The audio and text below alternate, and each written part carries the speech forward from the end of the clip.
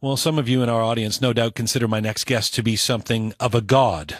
Literally. Actor Tom Hiddleston is perhaps best known to North American audiences as the Norse deity and supervillain Loki in the box office hits Thor and the Avengers. But Tom Hiddleston is not actually a god. He's more akin to a chameleon. He inhabits the skin of characters from Shakespeare's Henry V to writer F. Scott Fitzgerald in Midnight in Paris. And while he's set to take the shape of Loki once again this fall in the sequel Thor: The Dark World, his most recent role is quieter, though equally supernatural. Tom Hiddleston portrays a vampire in Only Lovers Left Alive, the latest from celebrated New York director Jim Jarmusch. But this vampire is no villain. He's Adam, a reclusive musician with suicidal thoughts holed up in the grand ruins of modern-day Detroit. The film co-stars Tilda Swinton, and Only Lovers Left Alive is a melancholy and romantic meditation on love, art, science, and life in general. The film is screening at the Toronto International Film Festival. But right now, I'm pleased to have Tom Hiddleston here with me in Studio Q. Hello, sir. Hello, sir. Thank you very much for that incredible introduction. I don't know how I'm going to live up to it. I'm just excited to see you with some color in your face. Yeah. I worry about you after seeing you in this film. Yeah, he's he's the melancholy undead, I guess.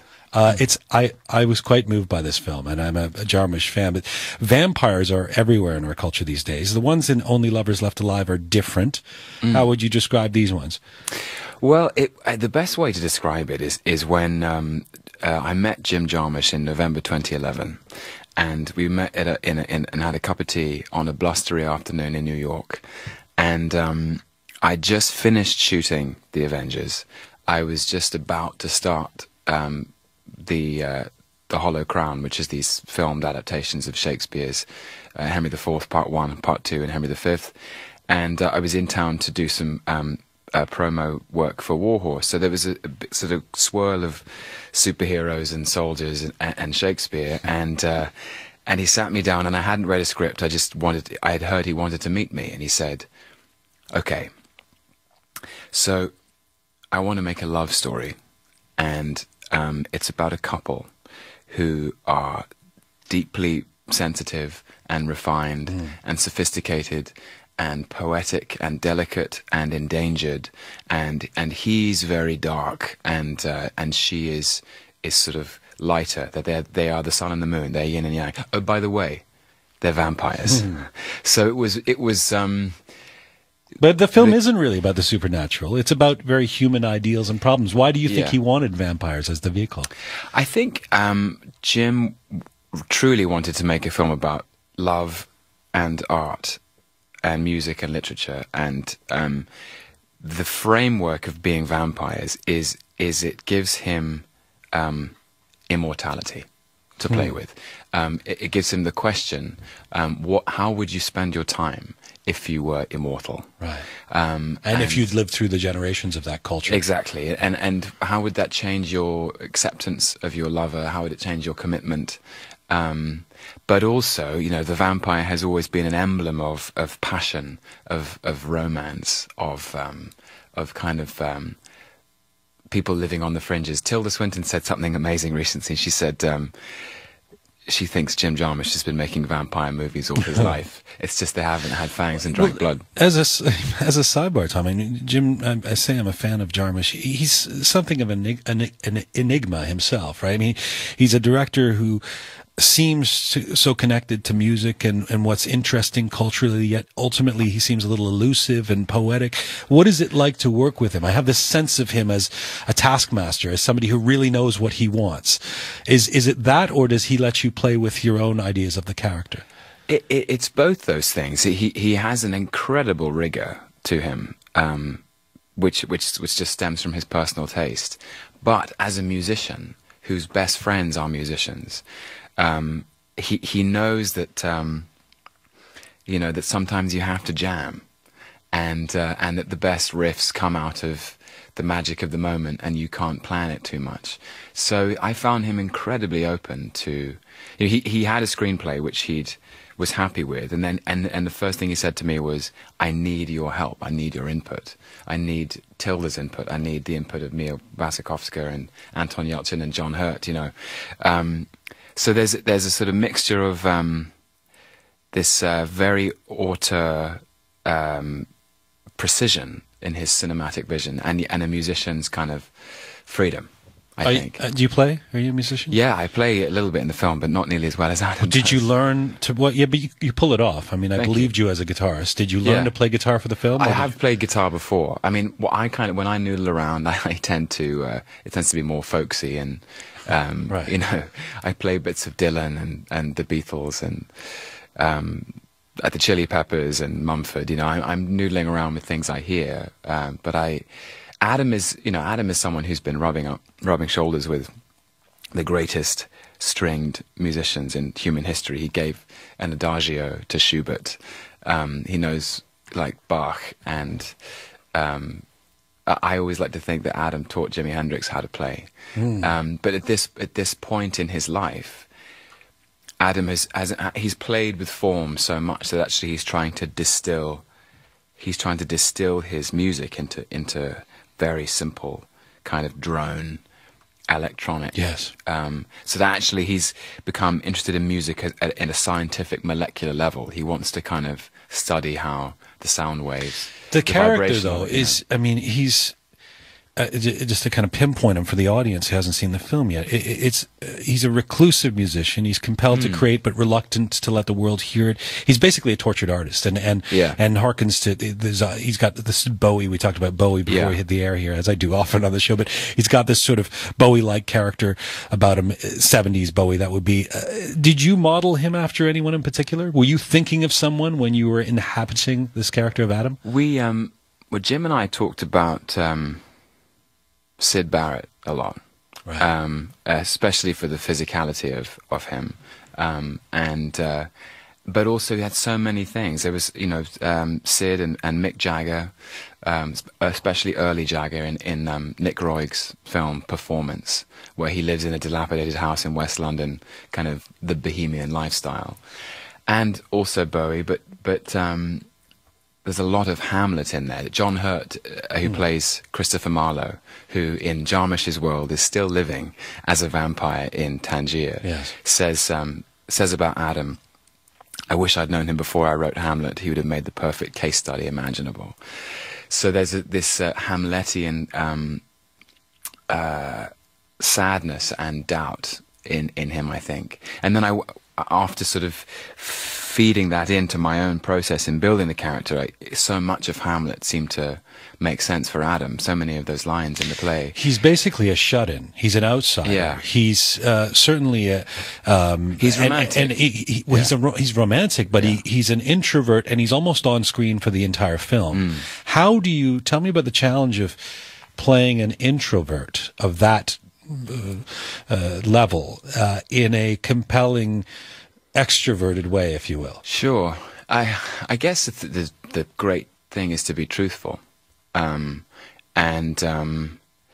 was interesting, Jim, the metaphor was a musical one. That as actors, as people, we all contain multitudes, and some characters I play, they're the white keys, that's the major scale, and Adam is maybe some of my black keys, is my minor chord, and it's a challenge to keep things in, because I guess I'm quite an extroverted person, but I just had to tap into his privateness and make and build his introversion into something fragile. He's someone he's endangered. Blood's hard to come by. Clean blood that isn't poisoned is hard to come by in this day and age. And he's disaffected and disillusioned with the progress of humanity. And so his depression, his introversion is something that's been born out of being alive for 500 years and watching, in his mind, watching the human race poison itself. But without trying to get too processy about it, or to... sorry, I probably sound... No, not at all. No, I'm about to get processy by asking you if... do you, in the case of playing someone like Adam then, as an actor, are you in the moment thinking things that you wouldn't think when you're playing Loki? Like, for example, if I move my eyebrow this much, it's going to communicate this, because he's so sullen and solid and that we don't get a lot out of him, but yet we continue to want to watch you. What do you think is happening there? I don't know. I mean, it certainly isn't. If I thought about muscles in my face, I would freeze. You're not doing that when no. You're just in the character. Yeah. I mean, I think it's always about revelation, I think, and trusting that the camera can see what you're feeling. Because my experience is that the camera has an extraordinary truthfulness, and you can't lie in front of it. And if you do, like, Terence Davis, the director, said to me once, the camera captures the truth, but it also captures falsity. So if you don't feel it, don't do it. So I suppose I just have to be there, be in the moment, be in Adam's truth, whatever that is. Whether that's, you know, a wry smile because his girl has just told him about a star that exists in the sky and makes music, or the sadness of feeling lonely and on his own in Detroit. Or such an interesting point, though. Sorry to cut you off. If we say, so when we say, for example, I don't believe that character in that film, what we're to a certain extent saying is that actor didn't believe that character. Yeah, in a sense, or he's trying to project a truth that isn't real, you know. And there's been something in the transference. There's been some. There's been a break in the connection. It's a very hard thing to sort of put your finger on. Have you ever, you do a lot of different stuff. Yeah. Has there ever been a role you've walked away from where you kind of went, I wasn't totally in that? There have been moments in things, for sure. Tell me about your worst work. When were you really terrible? I mean, it's every performance, I suppose, is a bit like it's like a house, you know. I can, and I know it inside and out because I put every brick on top of every brick, and so I can see the mistakes, I can see the joins in probably a way that nobody else can. I'm my harshest critic, you know, at the beginning of my career, I learnt. You learn by watching yourself, and you think, oh, I'm overdoing that there, or I've undercooked that, or I was actually distracted because I was telling a joke to the crew, and then I had to do the scene, and you think, oh, maybe I shouldn't tell jokes to the crew when I have to do those scenes, you know. Yeah, it's an odd one. I guess I've just learned that the camera is, the camera never lies. Are you a method actor? Do you have to wake up as low-key on the morning of a shoot? You know? No. Okay. You just don't tell the joke right before the scene shoot. Yeah. I mean, no, I'm not a method actor. It's a strange one because acting, I think, requires the discipline to be able to step in and out of those truths, especially if they're quite extreme. I mean, if the character you're playing is going through a moment of emotional crisis or emotional heat, and usually in good drama, the characters are. That's what drama is. You know, as a movie lover myself, the cinema is founded on us watching people in extremis, and heroes do the right thing and villains do the wrong thing, and the actor's job is to step inside that extremity and be able to remove themselves from it without any fallout. And sometimes, you know, I've got to be honest, sometimes it does rub off. Sometimes if you have to do a very emotional scene or something, you can find yourself driving home from that day and think, wow, I've turned on a tap somewhere inside me, and I you know, the great stage actor in Paul Schofield, who was around at the time of Olivier and Gielgud and Richardson in England, used to say, the emotions are mine, but they're not real.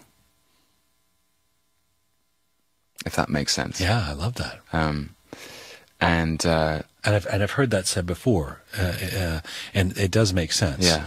Although it's you know, doing that well is what makes someone good at their job, I guess. As an actor. I suppose so. My acting teacher, I've never forgotten. I had an acting teacher when I was in my early 20s, and he said, acting is simple. Whatever you're doing, whether you're doing Shakespeare on stage or playing Loki or whatever it is being truthful in imaginary circumstances.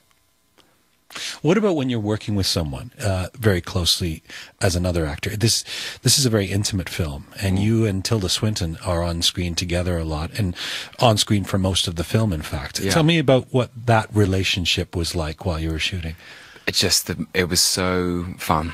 It was so warm and open and friendly, and I feel we felt like sort of kindred spirits instantly. I don't know where that comes from, I always feel very lucky when that happens.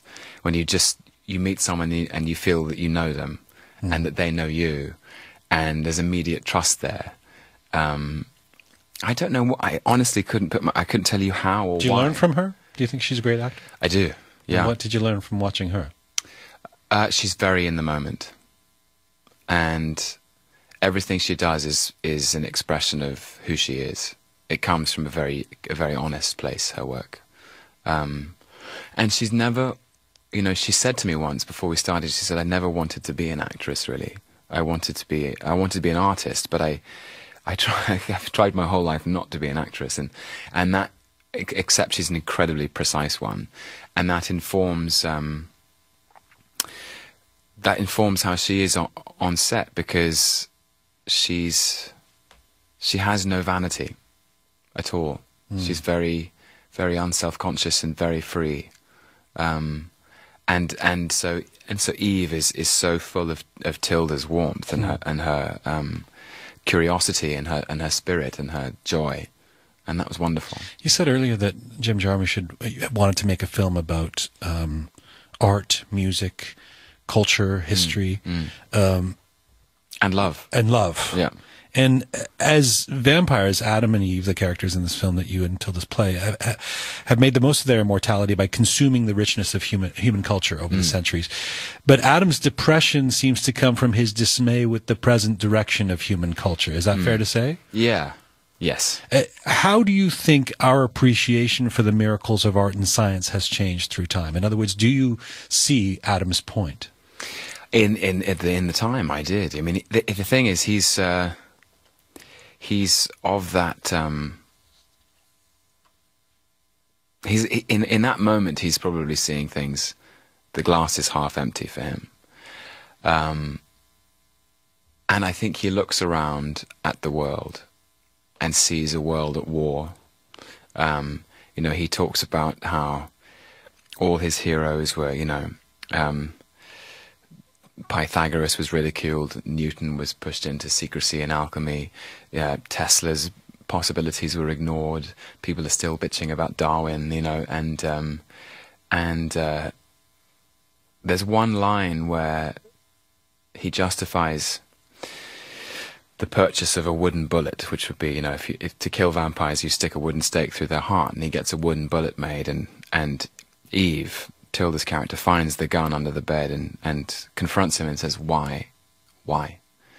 And Adam says, it's the zombies, which is their word for the human race. It's the zombies I'm sick of, and their fear of their own imaginations.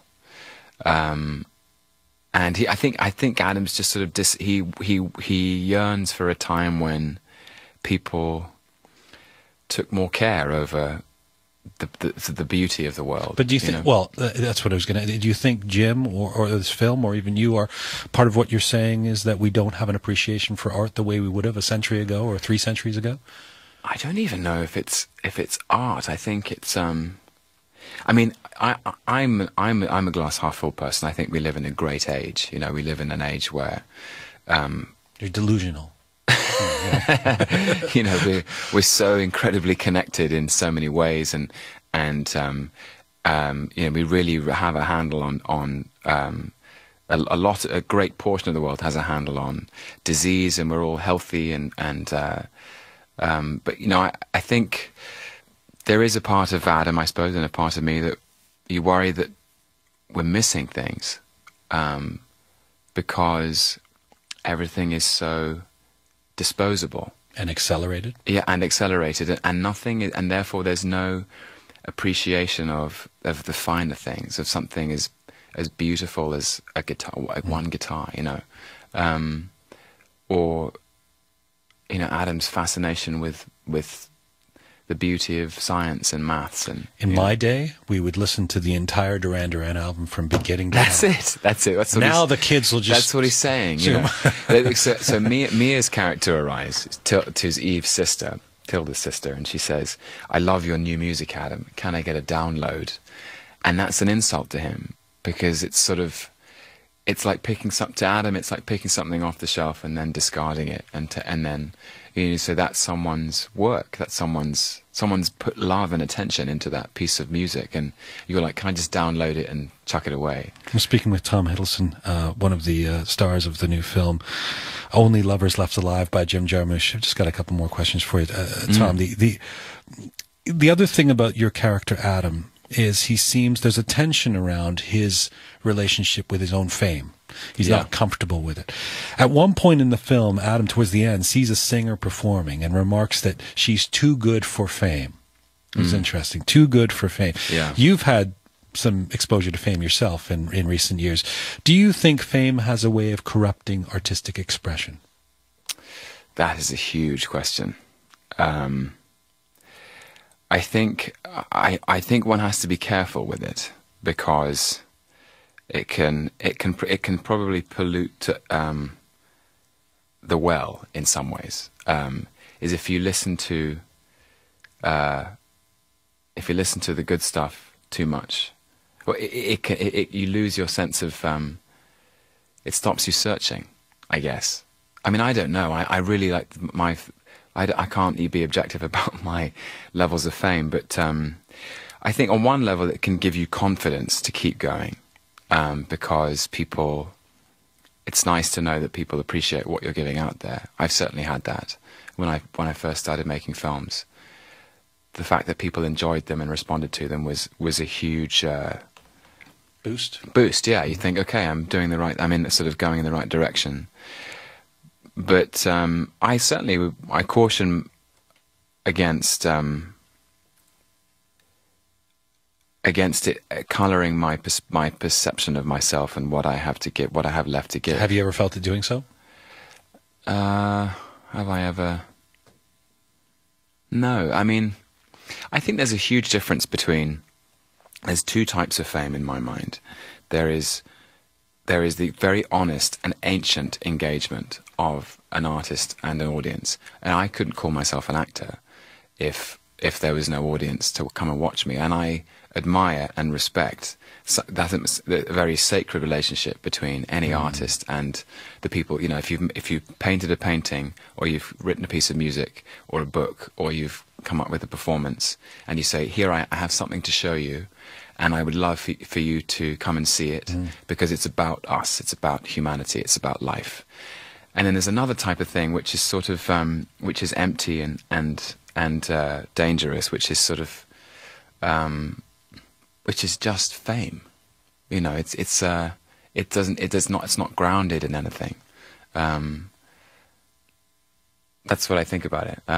There's a wonderful poem about fame by an English poet called Charlotte Mew in the 1920s. And she says, "What if I went back and it was not there?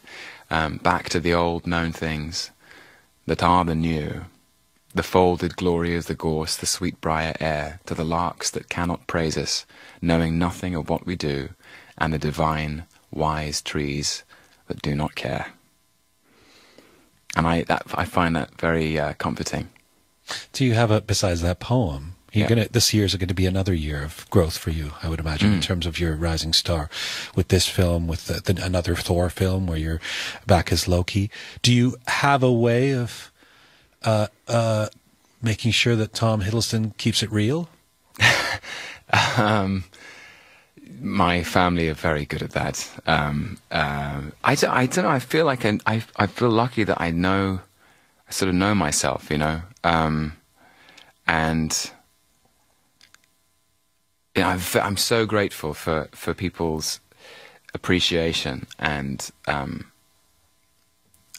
enthusiasm. But I know who I am, and I know that I'm in my own mind. I feel like I'm just beginning, and I guess I still live in London. I still live in the same area I've always lived. I still have the same friends, so that doesn't change. Yeah, I feel pretty good about it.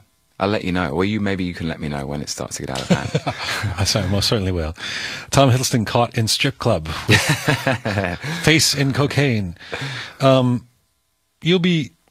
I let you go, you'll be reprising your role as the god Loki for a third time in the upcoming sequel, Thor: The Dark World, this time. I mean, this guy has become such a popular character around superhero fans. I watch you at Comic-Con and you know, that's your rock star. You're in that moment. What is it that you enjoy so much about playing a character like that?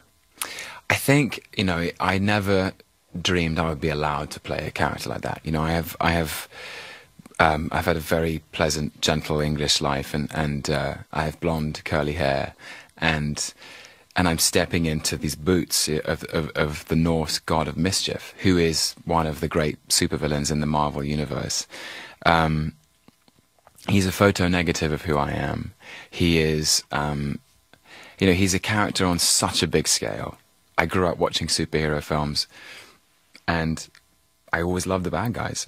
So it's there's just, you know, maybe it's the fact that he's the god of mischief. And mischief is, in the English dictionary, if you look it up, it says something like an innate playfulness designed to tease and unsettle. And there's something about, you know, that inhabiting that shape, and also his complexity as a character. You know, he's got his own particularly damaged psychology, which is interesting. And it must be gratifying to play a guy who's not necessarily the good guy and become very popular for doing so. That's a win, right? Yeah. It is. It's a really amazing thing, actually. It's important to say that, because I think it doesn't happen often, and